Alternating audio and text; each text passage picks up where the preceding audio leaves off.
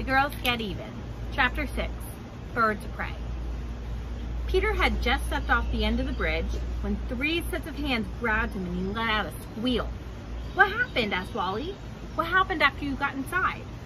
Peter looked at the rim of orange soda around his mouth. "We had a party," he said grandly and kept walking. Jake and Josh moaned. "What happened?" Wally asked again. "Well," said Peter, crossing the road, the boys keeping step beside him. "First we sat down in the kitchen and Edie poured me some orange soda. And then Beth got out the cookies and..." "Never mind the food, Peter. What happened?" Wally was beside himself. "Let me tell it, Wally. And then Caroline gave me some M&Ms and..." "Those were bribes, Peter. Couldn't you tell? They were good." Peter went up on the porch. "And then Caroline asked why we hated them." "She did? Caroline thinks we hate them?" "And I said we didn't hate them. We just wanted them to stay long enough for us to do all the stuff we wanted to do to them, and..." Jake sank down on the steps. "We're dead," he said. "We should never have let Peter go by himself," agreed Josh. "Peter," said Wally, trying his best to be patient, "tell me the truth. Did you tell them we were going to be pumpkin heads in the parade?"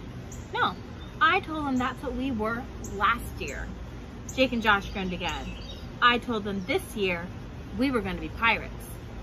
"But did you tell them what... Did you find out what they were going to be?" Wally asked. This time Peter actually beamed. "I found a secret." "What?" cried his 3 brothers at once. "Well, they said they were going to be gypsies in the parade." "Gypsies? They told you that?" "That's what they said.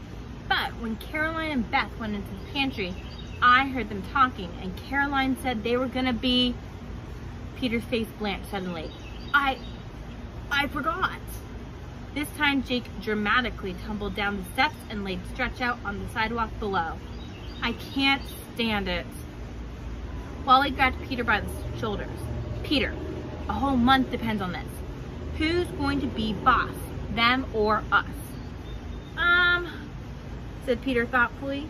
"What letter did it begin with? Can you remember that?" pleaded Jake. "S," said Peter. "Scarecrows?" guessed Jake. "No." "A salad bowl? Carrots and onions and stuff?" guessed Wally. "Nothing to eat." Peter frowned. "Sheep?" asked Jake. "Sheep and shepherd?" "No, not an animal." Wally was desperate. He would rather jump off the bridge than be the Malloy slave for a month. He tried to think of everything he knew that began with an S. Soap, sewing basket, spit, sandwich, shoes, stockings, snakes, soccer, slugs, slime. Peter's face lit up suddenly. "I know! It crawls!" "Okay," Jake said excitedly. "We're getting close. It crawls, but it's not an animal." "No, it's a bug, I think." "Spider," shouted Wally. "No, it's got lots of legs," Peter told them. "A centipede?" Wally asked. "Yes, that's it. A centipede," Peter cried delightedly. "That begins with a C, dope," said Jake. "Never mind, we got it." "A centipede, huh?" said Josh. "Oh boy, how are we gonna top that?" "Think, Wally," Jake said, as he always did when they needed an idea. "What could top a centipede? You know how the principal's always saying we should act the part? Witches should act spooky and scarecrows should walk stiff-legged and soldiers should march and everything. What could mess up a centipede just by acting its part?" Everyone looked at Wally. "A giant boot," said Wally. It was a good idea, except that no one knew how 4 boys could be a giant boot.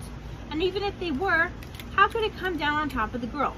And even if it did, what was the good of that when they'd be expelled from the parade, not to mention school?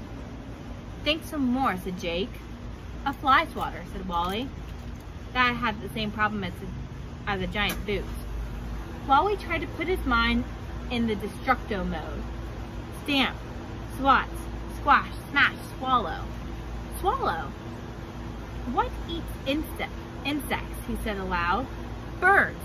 We could be birds." "Birds?" asked Jake, not all sure. "Who wants must have been a Halloween parade just as sparrows or something.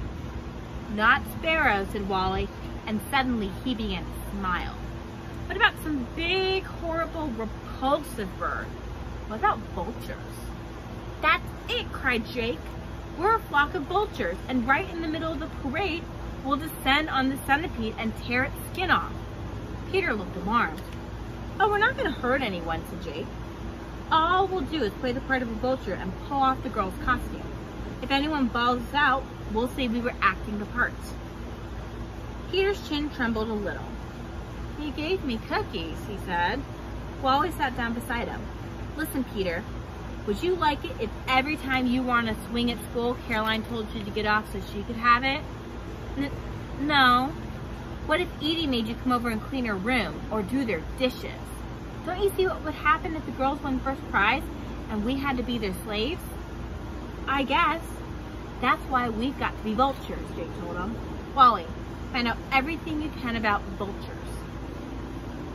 The library was open on Monday night, so after dinner, Wally rode his bike over to the corner of East Main Street and Sedgwick. He looked up vultures in the encyclopedia. It didn't tell him much he didn't already know. Try our new Birds of Prey book, the librarian suggested, and pointed to a shelf under the window. Wally found the book and sat down with his paper and pencil. He started reading and his eyes grew wide. He read some more and his mouth fell open. He could not believe what was there on the page. A half hour later, he was on his way home again, pedaling as fast as he could. Mom and Dad were out in the garden by the side of the house picking the last of the tomatoes before they were killed by frost. Peter was on the living room floor building something with his Lego set, and Jake and Josh had their books spread out on the dining room table doing their math assignment when Wally burst through the front door. You are absolutely not going to believe this, he told them. Peter got up and came over. Did you find out a lot of stuff we could do in the parade? Vulture stuff, asked Jake. Oh boy, said Wally. He unfolded the piece of paper he had scribbled on at the library. Number 1, he read, vultures can soar as high as 26,000 feet. I'll do that one, Jake joked. They have a 6-foot wingspan. Get real, said Josh. They eat roadkill, Wally went on. That's you, Josh, said Jake. But their favorite food is rotting fish guts. That's you, Jake, said Josh. When they're scared, they throw up. That's you, Wally, clapped Jake and Josh together. And they cool themselves by peeing on their legs. That's Peter, they all said at once. That's not. I won't do it again. I won't do it. You always try to make me do everything, Peter bellowed. But that's not the worst, Wally told them. When the vulture is really upset, it, well, doo-doos vigorously. How are we supposed to do that in the Halloween parade, asked Jake. Well, I don't know, but here's what we'd look like, said Josh, turning his paper over. Maybe if we made some beaks out of paper mache and some feet with claws. He immediately set to work. At school the next day, Wally was very, very careful not to act as though he knew that the Malloy girls were going to be a centipede. He was very, very careful not to even say the word centipede. Even when Caroline Malloy, who sat behind him, got restless in geography, as she usually did, and began bumping the back of his chair with her knees, he didn't even turn around. When school was out that afternoon, he sat on the steps in the crisp October sunshine, collar turned up around his neck, and waited for Jake and Josh to come out.